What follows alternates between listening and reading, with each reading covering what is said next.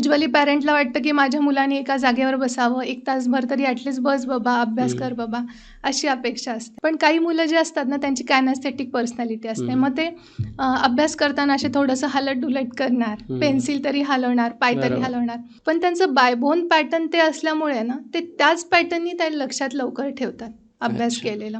मग अशा मुलांना आम्ही सांगतो की तू चालत-चालत वाच. किंवा त्यांना ना पॅरेंटच्या टचची खूप गरज असते. मग मुलांनी 10 मिनिट अर्धा तास अभ्यास केला ना, पॅरेंटनी येऊन एकदा डोक्यावरून हात जरी फिरवला की पाहू बरं बेटा किती झालं तुझं, तो टच आणि ते बोलणं, त्याच्यामुळे ते मुलं लवकर म्हणजे शिकतात किंवा लवकर त्यांच्या लक्षात येतं किंवा अजून अभ्यास करण्याची इच्छा होते. त्याच्यासोबत काही मुलं असतात तर त्यांचं व्हिज्युअल पॅटर्न असतं. मग या मुलांना आम्ही सजेस्ट करतो की तुम्ही व्हिडिओज पहा किंवा अभ्यास करताना हायलायटर यूज करा.